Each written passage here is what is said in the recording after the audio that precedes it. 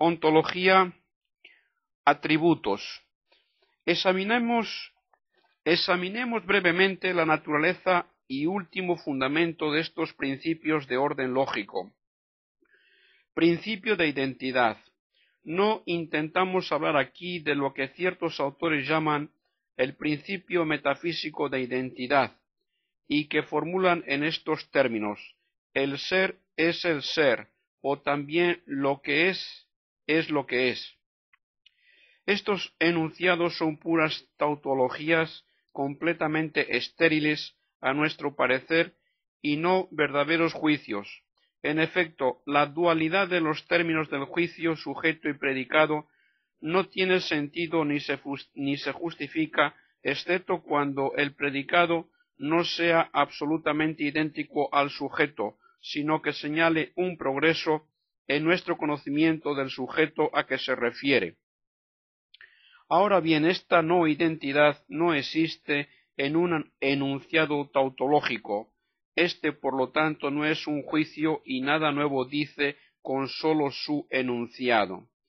Nos referimos a la ley lógica de identidad, concebida como la ley primera y fundamental que rige toda la actividad del pensamiento. Con frecuencia, el principio de identidad se presenta también en forma tautológica. A es A. Tal fórmula, considerada en sí misma, está vacía de todo sentido por el mismo motivo que hemos indicado anteriormente. Esta fórmula no expresa nada, no es un verdadero juicio. ¿Cuál es, pues, la ley fundamental que condiciona toda la actividad conceptual, todo el orden lógico? Es la ley que expresa la naturaleza de la afirmación o del juicio afirmativo, puesto que la afirmación es el acto central de la inteligencia, al completar el acto elemental de conocer, y es la base de toda actividad discursiva. Podría formularse esta ley del modo siguiente: en toda afirmación correcta, el predicado es identificado con el sujeto. En otros términos, toda afirmación correcta debe ser del tipo S es P. Esta última fórmula expresa la forma universal de la afirmación.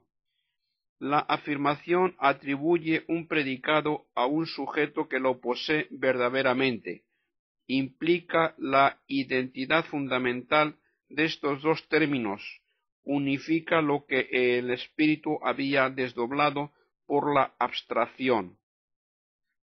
Ahora bien, ¿cuál es el fundamento último de esta ley lógica? ¿Qué es lo que en último análisis da un sentido a la afirmación en cuanto tal? ¿Qué es lo que asegura la firmeza, la estabilidad, la necesidad de todo juicio verdadero? Es la distinción perfecta de lo que es con respecto a lo que no es. Es el carácter perfectamente determinado de lo que es en cuanto que es. Sin ello ninguna afirmación sería consistente, ninguna verdad estable, ninguna identidad lógica legítima. Principio de no contradicción. Aristóteles y Santo Tomás no conocían el principio de identidad. Para ellos el primero de todos los principios era el principio de no contradicción. No se puede afirmar y negar el mismo predicado del mismo sujeto. En una palabra, no es posible contradecirse. La contradicción se destruye a sí misma, introduce incoherencia en el pensamiento, arruina el conocer. ¿Por qué? ¿Cuál es el fundamento último de esta ley lógica? También aquí es la distinción radical de lo que es y de lo que no es. La contradicción desconoce esta distinción absoluta, puesto que pretende identificar el ser y el no ser. Por ello no es sorprendente que aboque a la destrucción, al aniquilamiento del conocer. Principio de tercio excluido. Esta tercera ley de pensamiento puede enunciarse del modo siguiente: entre la afirmación y la negación no hay término medio. Esto es, si se quiere emitir un juicio sobre un objeto cualquiera, la afirmación y la negación son las únicas hipótesis posibles. Una tercera hipótesis es inconcebible. Otra fórmula del mismo principio: es imposible que un juicio no sea ni verdadero ni falso. El último fundamento ontológico de esta ley es, una vez más, la distinción absoluta entre lo que es y lo que no es. Un ser, en cuanto tal, sólo se opone al no ser. No es concebible intermediario alguno entre el ser y la nada, el existir y no existir. Ser y no ser son las únicas hipótesis posibles, to be o no to be, decía Shakespeare. Habrá observado el lector que hablamos del fundamento último de las leyes lógicas. Es importante, en efecto, recordar que estas leyes encuentran su fundamento inmediato y su justificación crítica suficiente en el acto elemental del conocer, que es el punto de partida de toda la actividad de juzgar. Se reconoce y declara legítimo o correcto todo proceso lógico que respeta al conocimiento elemental inicial y se limita a explicarlo. División.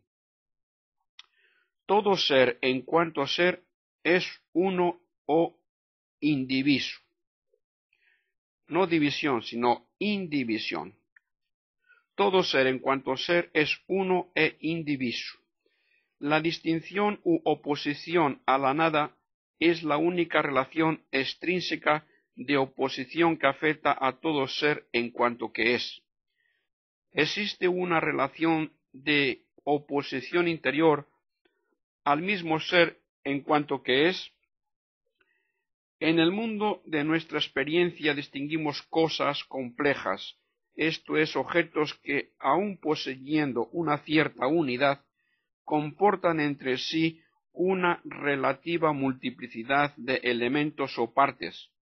Yo mismo tengo conciencia de verificar en mí mismo esta doble condición, pues soy a la vez uno y complejo. De esta manera, con toda naturalidad, se nos plantea la pregunta sobre la relación que hay entre el ser y la multiplicidad o diversidad entre el ser y sus múltiples modalidades. Un ser es múltiple en muchos, es diferenciado en cuanto ser.